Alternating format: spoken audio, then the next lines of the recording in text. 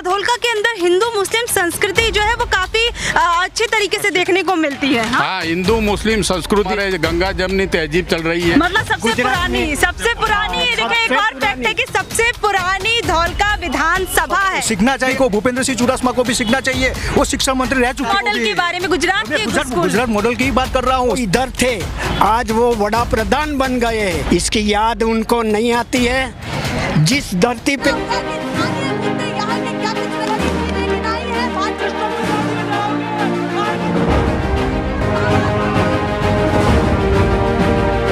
National pillar, देश की आवाज।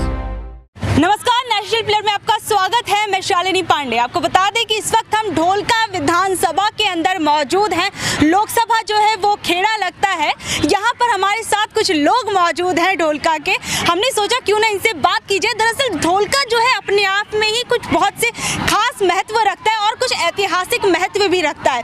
इसकी कुछ ऐतिहासिक चीज़ों के बारे में हम सबसे पहले सोचते हैं कि आप लोगों को बता दें। तो चलिए, हमारे कुछ बुजुर्ग यहाँ पर मौजूद हैं, इनसे अच्छा इनके बारे में कौन बता सकता है। तो चलिए जानते हैं। सर, सबसे पहले तो आप मुझे ढोलका विधानसभा का जो ऐतिहासिक महत्व है वो बताइए। ये ढोलका विधानसभा पहले, ये अभी ढोलका नाम पड़ा है, पहले जो नाम था वो विराट नगरी था। ऐतिहासिक जो नाम था वो विराट नगर बोलते थे। अच्छा। और यहाँ पर सिद्धराज जयसी नाम का एक राजा यहाँ राज कर रहा था। तो हमारे यहाँ एक ऐतिहासिक जो मलाव तालाब टैंक बोलते हैं उसको, जो तालाब बोलते हैं, तालाब जब सिद्धराज जयसी ने तालाब बनाने का सोचा तो वहाँ पे एक बुढ़िया की झोपड़ी आ रही थी। तो बुढ़िया की झोपड़ी आ रही थी। बुढ़िया को बोला कि आप ये झोपड़ी हटा दो, क्या कि उसका जो ग्राउंड जो सराउंड हाँ तो उसमें थोड़ा डिस्टर्ब हो रहा था। तो बुढ़िया ने मना किया झोपड़ी हटाने से। तो क्या है कि वो झोपड़ी को साइड में करके वो तालाब बना है। तो जब से वो मीनल देवी का वो जस्टिस धोलका के अंदर जो लोग देखने आते हैं कि भाई न्याय देखना हो, जस्टिस देखना हो तो धोलका में आओ, मलाव तालाब देखो। अच्छा, देखिए, जस्टिस न्याय देखने के लिए आना है किसी को तो धोलका के अंदर आइए। तो यहाँ पर जस्टिस की देवी जो है वो भी मौजूद है। अच्छा, देखिए, तो धोलका के अंदर हिंदू मुस्लिम संस्कृति जो है वो काफी अच्छे तरीके से देखने को मिलती है। हाँ, हिंदू मुस्लिम संस्कृति हमारे गंगा जमनी तहजीब चल रही है। यहाँ हिंदू मुस्लिम दूसरी भी जो कम्युनिटी है सब भाईचारे के साथ रहती है। एक दूसरे के त्यौहार साथ में मिलके मनाती है। एक दूसरे के घर आते हैं जाते हैं और सब कुछ यहाँ गंगा जमनी तहजीब देखने को मिलती है। अपने आप में कितने इंटरेस्टिंग फैक्ट्स जो है वो धोलका अपने आप में ही समेटे हुए, ये भी गौर करने वाली बात है। तो देखिए, इतिहास में तो हम चले गए, लेकिन अब बात करते हैं आने वाले भविष्य की। जी हाँ, ये भविष्य है गुजरात का भविष्य। गुजरात के चुनावों में तमाम पार्टियां जो अपना दमखम भर रही हैं उनका भविष्य। तो आने वाले समय में गुजरात की जो तस्वीर है वो कैसी होगी वो भी इन लोगों से जरा जान लेते हैं। तो सर, क्या लगता है कि भविष्य के अंदर अभी गुजरात के चुनाव जो है वो नजदीक आ रहे हैं, तमाम पार्टियां अपनी तरफ से बहुत ही ज्यादा कोशिशें कर रही हैं कि लोगों को लुभा पाए, तो क्या लगता है कि इस बार के कौन से मुद्दे होंगे? अच्छा, इस बार तो मुद्दे वही होंगे कि बीजेपी बोलती है कि हमने विकास किया है, लेकिन धोलके में कोई विकास है नहीं। बीजेपी बोलती है कि हमने ये बनाया वे बनाया, लेकिन धोलके में तो क्या, लेकिन पूरे इंडिया में कोई भी प्रकार का विकास है नहीं। तो दूसरी जो पार्टियां हैं वो पार्टियां उसके ऊपर चलेगी कि भाई आपने तो कोई विकास नहीं किया है, हम विकास करेंगे। और विकास के नाम पे अब नई पार्टियां जो आएगी उसको प्राधान्य देंगे हमारे ये धोलके की प्रजा। तो मतलब कहीं ना कहीं जो है कोई ना कोई बड़ा बदलाव हो सकता है, गुजरात की जनता चाह रही है। गुजरात की जनता क्या, पूरी भारत की जनता चाह रही है कि बदलाव चाहिए। बीजेपी सरकार ने आज तक गरीबों के लिए, वंचितों के लिए और मजदूरों के लिए, व्यापारियों के लिए, किसी के लिए कुछ भी किया नहीं है। इसीलिए आम प्रजा चाहती है बदलाव, और बदलाव में मैं मानता हूँ वहाँ तक सर, बदलाव के लिए ही पार्टी आई थी, सबका साथ सबका विकास के लिए, महंगाई भ्रष्टाचार बेरोजगारी को मिटाने के लिए ही इस पार्टी को बहुमत के साथ दिलाया गया था। और आप कह रहे भारत से ही हटाने की बात कर रहे हैं। हाँ, वो आई थी विकास के साथ, सब कुछ करने के लिए आई थी, लेकिन उसने कुछ किया नहीं। उसने जो विकास किया वो सिर्फ अपने मंत्री, अपने कैबिनेट मंत्री, अपने धारासभ्य उनका विकास किया है। खास बिजनेसमैन। क्या कह रहे हैं? तीन मुद्दे हैं मैडम। हाँ जी बताइए। आगामी विधानसभा चुनाव के लिए तीन मुद्दे हैं। कौन-कौन से? मेन मुद्दा है महंगाई, दूसरा मुद्दा है बेरोजगारी और तीसरा मुद्दा है भ्रष्टाचार।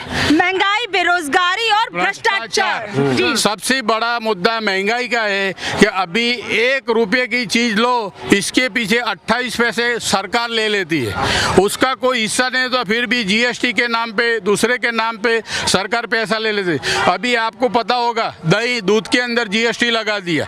अभी आप जो ग्राउंड में खड़े हो उसको सेवा सदन बोलते हैं। यहाँ पर पहले गरीब आदमी वंचितों को जो रेशन कार्ड के लिए, जो बख्शीपंच के आवक इनकम सर्टी के लिए जो पहले 1 दिन में निकल जाता था, अभी 8-8 10-10 दिन लगते हैं और इनको 500 से 1000 रुपया खर्च लगता है।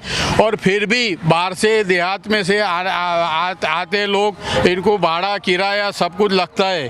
तो अभी क्या है कि अभी सिर्फ ये मुद्दा है कि गवर्नमेंट को ये इस मर्तबा जाना है। एंटी इनकम्बेंसी बहुत बड़ी है गुजरात के अंदर, और सबसे बड़ी ये महंगाई जो है, सबसे हर आदमी को महंगाई टच करती है। अच्छा, अभी आपने भ्रष्टाचार की बात कही है, तो सरकार कहती है कि 70 सालों के अंदर बहुत ज्यादा भ्रष्टाचार था। उसी भ्रष्टाचार को मिटाने के लिए जो ये सरकार आई थी, बहुमत के साथ आई थी, फिर भी उस सरकार को आप सवालों के घेरे में रख रहे हैं। 70 साल वो तो इनका वो मुद्दा था। इनको सत्ता पे आने के लिए भ्रष्टाचार का मुद्दा लेकर के सत्ता पे बैठे, पूरे हिंदुस्तान में भी बैठे, वो गुजरात मॉडल दिखा के बैठे।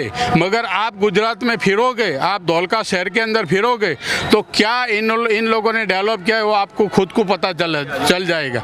और दूसरा के भ्रष्टाचार की बात, कांग्रेस ने 70 साल के अंदर जो कुछ किया है कि बड़े बड़े डैम बनाए, एजुकेशन के लिए IIM IIT सब कुछ बनाया, हॉस्पिटल बनाए। यहाँ अहमदाबाद के अंदर एशिया की सबसे बड़ी सिविल हॉस्पिटल, गवर्नमेंट हॉस्पिटल सबसे ज़्यादा बनाई, सबसे ज़्यादा स्कूल बनाए, सबसे ज़्यादा के पहले जब हिंदुस्तान आज़ाद हुआ था तो एक सुई नहीं बनती थी, आज सुई से लेकर सब कुछ बनता है, वो कांग्रेस की देन है।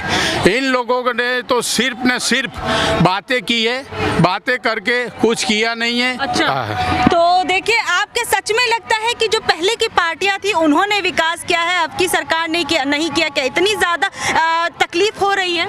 भाजपा सरकार ने कोई विकास नहीं किया है धौलके के अंदर। तुम आप धौलके शहर में फिर के देखो ना, तो उसने विकास उसका दिखाया, उसका विकास गांडा है, उसने कुछ विकास नहीं किया। विकास के नाम पे उसको वोट ले गया और पब्लिक को फंसा गया है। गुजरात मॉडल की तो हर जगह चर्चाएं हो रही है। गुजरात मॉडल वो चलती है, लेकिन वो झूठ पे चलती है। अभी सच में झूठ पे कह रहे हैं? झूठ पे चलता है गुजरात मॉडल? इतना बड़ा मॉडल, हर जगह बातें हो रही हैं। एक सीधी सी बात है कि जो गुजरात मॉडल की बात कर रहे हैं, अभी जो भ्रष्टाचार की बात हुई, अगर मोदी जी सच में गुजरात का विकास किया होता तो 27 साल ये सैकड़ों बहनें जो बैठी हैं आंगनवाड़ी वाली, यहाँ पे नहीं बैठी होती।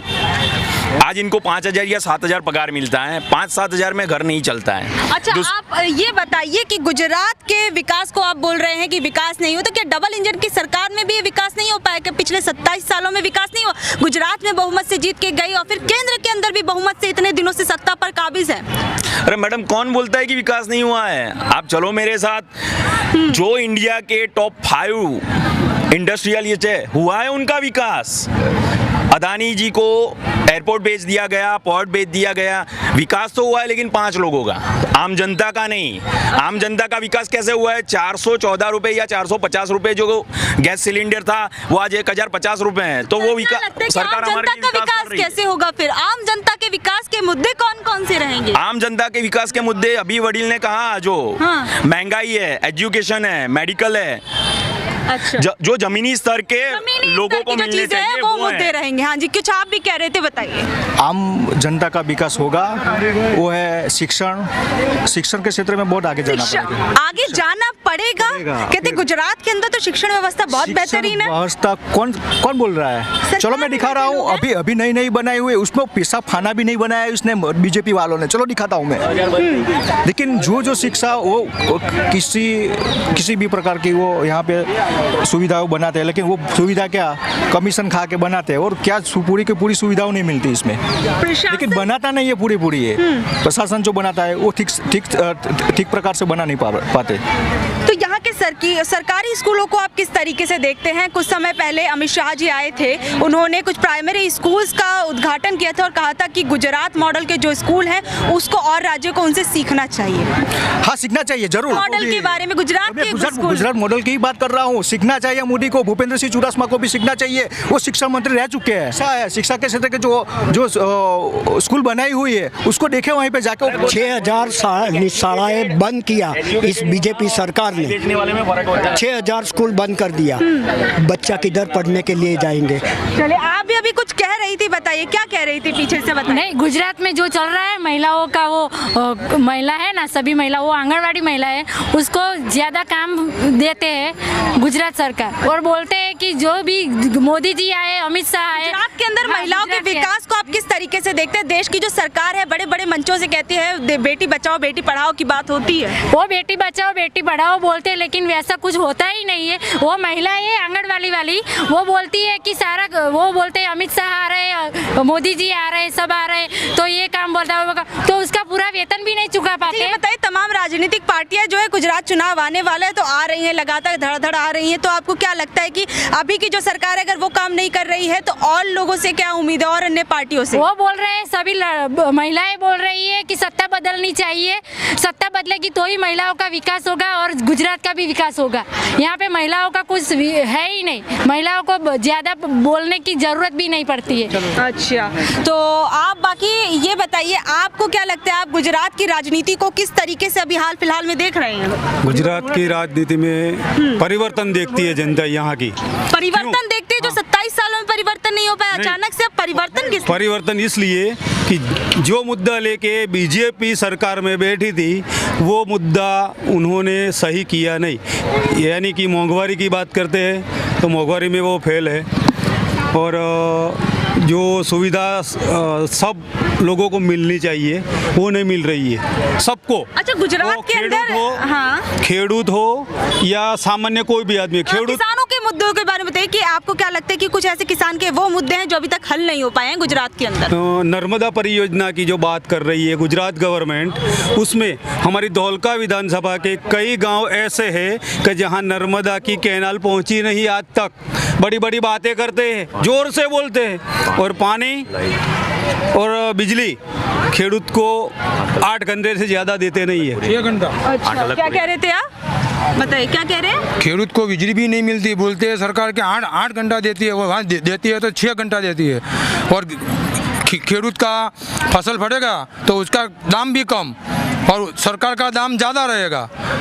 ऐसा तो उसका न्याय है बाजू वाले का। देते हैं फिर रात को ही देते हैं, दिन में नहीं देते वो। क्या कह रहे हैं मैडम? धौलका विधानसभा है, धौलका पहली 1 मई 1856 को नगर पालिका का बर्थ हुआ था। मतलब सबसे पुरानी देखिए, एक और फैक्ट है कि सबसे पुरानी धौलका विधानसभा है, सबसे पुरानी।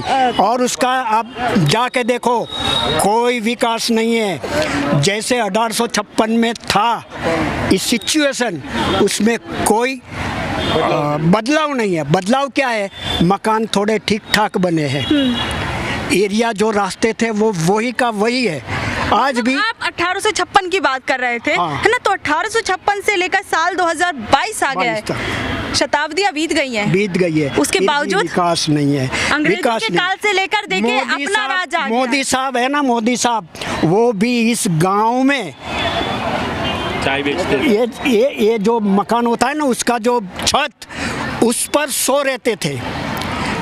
10 पैसे की सिंग चने लाकर वो खाते थे, तब वो इधर थे। आज वो वड़ा प्रधान बन गए हैं, इसकी याद उनको नहीं आती है। जिस धरती पे वो चला है, जिस धरती ने उसको इतना सब कुछ बड़ा बनाकर भेजा है, क्या उसको इस प्रजा पे कुछ दया नहीं आती है? इतना निष्ठुर हो गया है। मतलब प्रधानमंत्री से जो यहीं से चुनकर गए हैं, गुजरात की जनता ने इतना प्यार दिया, आगे तक बढ़ाया, उनके लिए आज आपको को इतनी ना उम्मीदी, इतनी निराशा? निराशा, इतनी निराशा पूछो मत। उससे ज़्यादा तो मैं आपको ये बता दूं कि जो शिक्षण मंत्री हमारा था भूपेंद्र सिंह चुड़ासमा, वो भी इधर घूमे हैं। अच्छा, हाँ जी, क्या कह रहे थे आप, बताइए। आप जो बोल रहे हैं प्रधानमंत्री जी को हमने यहाँ से भेजा है, हमारी आम जनता की सोच ये थी कि ये इंसान गरीबी से आया है, चाय बेचता हुआ, मतलब उसको पता होगा कि गरीब इंसान की हालत क्या है। जो इंसान चाय बेचता है ना, जब वडनगर का स्टेशन नहीं बना था तब वो इंसान चाय बेचता था। जो इंसान चाय बेचता है उसको खुद को पता होना चाहिए कि कैसे घर चलता है। ये सोच के हमने भेजा था कि भाई गरीब इंसान है, जाके गरीबों का सोचेगा, लेकिन वहाँ जाके तो ये बंदा अमीरों का हो गया। तो हमें नहीं लगता है कि कहीं सबका साथ सबका विकास नहीं दिख रहा क्या आपको? है ना, सबका साथ सबका विकास है। मोदी जी का और मोदी जी की कंपनी का साथ है, साथ में उनके जो बिजनेसमैन फ्रेंड्स हैं उनका विकास है। गुजरात में अभी स्पेशल क्या? गुजरात में अभी जो स्पेशल एजुकेटर जो टीचर है, जो डिफरेंट लेवल चाइल्ड के, उन बच्चों का अभी जो परमानेंटली जो टीचर को करना है वो तो नहीं कर रहे, लेकिन जो उनकी भर्ती अभी पड़ी थी बाहर 1500 की, उसमें भी उन्होंने पूरी भर्ती नहीं की है। और कई टाइम से हम लोगों ने इसके लिए पिटीशन भी की है हाई कोर्ट में, फिर भी अभी इस मुद्दे को लाइटली नहीं लेती है सरकार। ये दिव्यांगों के मुद्दे पे बहुत बड़ी बातें करती है, लेकिन उनके टीचर्स को ही अपॉइंट नहीं करेगी तो ये बच्चे को टीचर्स पढ़ाएंगे कैसे? शिक्षकों की भर्ती का मुद्दा, वो भी स्पेशल टीचर, स्पेशल टीचर्स। अच्छा, तो इन मुद्दे पे कोई सरकार आगे कुछ करने वाली है या नहीं है? देखिए, ये भी मुद्दा आता है कि जो स्पेशल टीचर्स हैं उनकी भर्तियों को लेकर भी इन्होंने सवाल उठाए। आप भी कुछ कह रहे थे, ये बताइए क्या कह रहे थे? नहीं, आप गुजरात में विकास की आप बात कर रहे हैं जी, तो अभी कितने पेपर लीक हुए आप देखा ना, कितने पेपर लीक हुए? 12 से 13 लाख बच्चे रास्ते पे उतर जाते, वो नौकरी की आशा से 2-3 साल से पढ़ाई करते हैं, लेकिन जब पेपर देने जाते हो तो पेपर फूट जाता है। तो ये सरकार की कामयाबी है कि नाकामी है, आप समझो। इसको विकास बोलते हैं, भाजपा वाले क्या इसको विकास बोलते हैं। पेपर लीक हो जाता है तो उसको विकास बोलते हैं, आप समझो कि सभी जगह। आप लोगों की नज़र में क्या है? ना, उनका नाम ही नरेंद्र दास दामोदर मोदी है। विकास का नाम है, कांग्रेस वाले विकास को बोलते हैं पागल है, ये बोलते कि विकास है। अब क्या करें? इसका विकास आपको जच रहा है? मेरे को तो 10 लाख सूट वाले का विकास जच रहा है। 10 लाख के सूट वालों का? गुजरात में नहीं रहता, देश में नहीं रहता, आधी रात को अनाउंसमेंट कर देता है कि भाई रात को नोटबंदी हो जाएगी, दूसरे दिन जापान चला जाता है, कोई पूछने वाला नहीं होता उसको। कह रहे 10 लाख का सूट, प्रधानमंत्री हैं तो इतने बड़े पद तक पहुंचे हैं तो थोड़ा बन ठन के तो रहेंगे ना? रहना पड़ेगा, क्यों नहीं रहे? उसके पहले कितने नेता थे, सब उसका पैंट तो नहीं पहनते थे, धोतिया पहन के फिरते थे, क्या लंगोट। मोदी साहब ने एक नहीं, मॉडर्न जमाना है। नहीं, मैं क्या वो आज़ादी के वक्त जब आज़ादी के वक्त जब गांधी जी को ऐसा लगा कि भाई हमारे हिंदुस्तानियों के पास ऊपर पहनने के लिए, तन पे पहनने के लिए कपड़ा नहीं था, तो उन्होंने एक लंगोट पहन दिया, आप समझो। तो वो तो बहुत बड़े महात्मा थे, इनके ज़्यादा तो ये महात्मा है ही नहीं ना, आप समझो। यहाँ गुजरात के अंदर मोदी साहब का नाम का स्टेडियम बना दिया। उन्होंने कौन सी आज़ादी के लिए लड़ाई की थी कि सरदार वल्लभ भाई का नाम बदल के 70 साल के अंदर जो विकास नहीं हुआ था, जो भ्रष्टाचार फैल गया था, उनसे आज़ादी की बात करके आई थी पार्टी। हम तो कंटाल गए थे मोदी साहब से गुजरात से, इसीलिए उनको गुजरात से बाहर भेज दिया। मतलब यहाँ से परेशान हो गए थे आप? हाँ, हम परेशान हो, इसलिए उनको निकाल दिया। तो हमको कहाँ पता था ये सबको हैरान करेंगे। सच में परेशानी इतनी बड़ी है? सही बात बोला उसने कि मतलब यहाँ से परेशान हो गए थे। इतनी परेशानी पूरे देश को परेशान करने के लिए हमें यहाँ से भेज दिया कि तुम जाओ।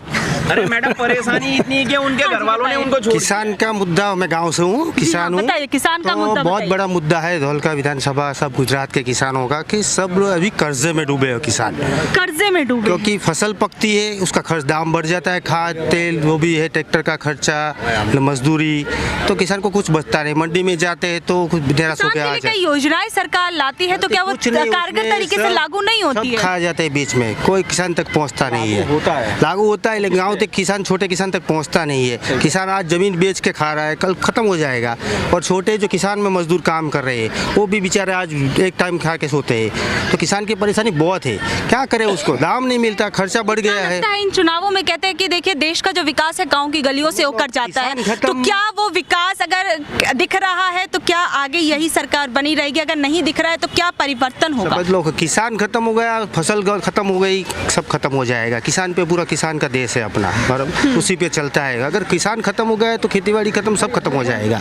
तो किसान अभी पलट गया है। किसान प्रधान देश है, तो किसानों की अगर नहीं सुनी जाएगी तो समस्या जो है वो तो ज़रूर आएगी।